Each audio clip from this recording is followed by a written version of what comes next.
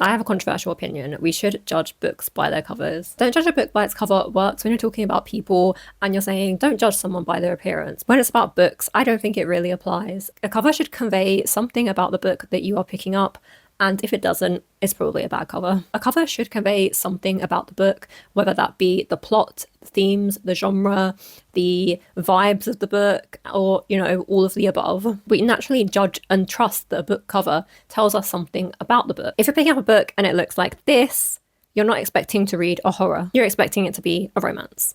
So we do judge books by the cover, and rightly so. The cover communicates something to you before you even open the book. If you do pick it up and you're expecting a horror, you're going to feel misled. I feel passionately about not only aesthetically pleasing book covers, which there are plenty of, but book covers that are designed to make you aware of what the book's about. It gives you something and conveys the story, the genre, something about the book, and it works in conjunction with it. And also I love a cover where you, after you finish the book, you look at the cover and it kind of adds some meaning to it.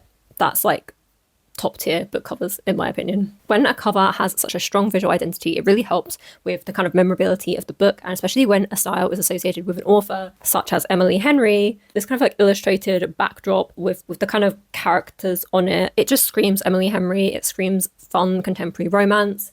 I feel like Emily Henry is so known for these covers, is so well known for these covers now. I'm not sure if if people were using this kind of cover style before Emily Henry's books, but for sure, I feel like Emily Henry's books always have this very distinctive style of cover. And this style is just so associated with fun romances that you see other covers for other books using this same style. And you're automatically drawn to it because of it reminds you of romance. It reminds you of Emily Henry. There's such positive connotations associated with this style that it draws you over, even if you know it's not an Emily Henry cover. It's smart and kind of sneaky. Similarly to the kind of distinctive style that Emily Henry has, I feel like Japanese translated fiction also has a style to it. Take Before the Coffee Gets Cold. The format of this cover, I feel like just screams Japanese translated fiction, even if it didn't say Japanese bestseller right at the top. I feel like I could tell. This minimalist style with lots of empty space, a simple illustration, which kind of encapsulates what the story is about. It's a Japanese novel about cafe where people can go back in time. There's lots of rules around it. So it's very much like you can only go back in time when you're sitting in this one seat, and it follows different stories about these customers, the people who work there, and they're all very like about like the human condition and quite like emotional stories. But I feel like you see this kind of style come up on lots of other covers as well, which are also Japanese novels that have been translated. I feel like people call it like Japanese healing fiction, where you kind of are looking at the human condition and all of these different perspectives and stories, the very human emotions that are explored in these novels. And it's a very specific type of novel. I also really love the title font. So there's like some movement to the font. If you look at the F, it's kind of like wiggly, which I guess kind of like, I feel like it really works well with the kind of coffee theme, where it's kind of like it like symbolizes like the liquid and the kind of like movement through time as well. If you want to go like that, that's really fitting for a magical realism book, which this essentially is. And finally, I love the foiling juxtaposed with this kind of like this empty space here and the kind of different colors. I feel like the foiling really gives it like a pop that shows that there's something like magical and special about this story. And also another point, there's a cute cat. I feel like while this cover is relatively simple, I feel like you can really get the vibe of what it's about. Next up, we're going to talk about Lemon. This is a novel about a few different characters, but namely the sister of a girl who was murdered, and it kind of focuses around her murder and the aftermath of that. We get like the POV of her sister and her classmate who had last seen her alive, and also a suspect. So there's like an interrogation.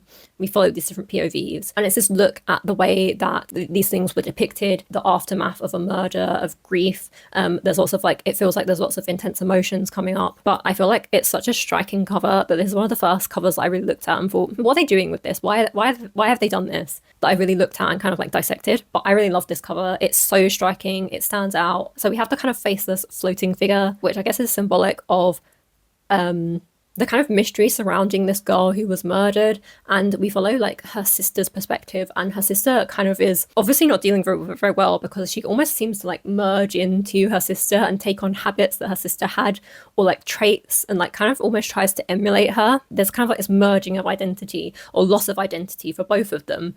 both the sisters really, which I feel like is really represented in that kind of like faceless figure that's kind of blending into the background, and also the kind of like speculation and intrigue and all this mystery that surrounds this girl's murder. I love the font as well, and how the font is going kind of across the page. It's really taking up space, which kind of like reflects that there's quite big topics in here that take up lots of space. There's lots of intense emotions. It's very bold, and it has quite a strange structure, which I feel like works well with this title. It's so bold, it's so eye-catching, and that's just emphasized by the contrast in the kind of the sky blue background contrasted with the yellow dress. It just pops out so much, and I feel like it just captures your eye so well. And I feel like regardless of what you think about that book, I love that cover. And then next up I have Out There Screaming, which is an anthology of horror stories by Black authors. This cover just screams horror to me. I love the kind of clever usage of like a cutout, so you can see the kind of foiling, and the cutouts kind of form this screaming face, which I feel like it's smart. It's not too in your face for horror as well. It's quite subtle horror, but there's something unsettling. And I feel like the more that you look at it, the more unsettled you kind of feel by it. And also the kind of like bold pop of red just also screams horror. Red is such a colour that's associated with horror. I keep saying it screams this and it screams that. The pun's not intended, but maybe it is now. And you can see the kind of like cutout effect. It's very interesting, very eye-catching, and kind of has this abrasiveness to it, which a lot of the stories do have. And then also like inside, there's this page of just like many eyes, which I think it reflects in one of the stories. I haven't read all of them, but I've read a few of them, and I'm pretty sure there's a story about eyes in this, and it's just unsettling, but in the best way. And then next up I have the Book of Form and Emptiness by Ruth Ozeki, which I haven't read yet, so I can't really comment on how well this actually reflects what's in the book, but this is kind of the impression that I get and what I do know about the book. So this follows a boy who develops the ability to be able to hear the voices of the inanimate objects around his house. I've read Ruth Ozeki's A Tale for the Time Being, and it kind of follows a similar magical realism vibe. So from the off, it's already a magical realism book. You can kind of tell from the cover, and I feel like that's really emphasized. The kind of repetition of the author's name here, where it's backwards and reflected. The letters are kind of off center, they're tilted and rotated, which again kind of gives that kind of vibe, that magical realism vibe.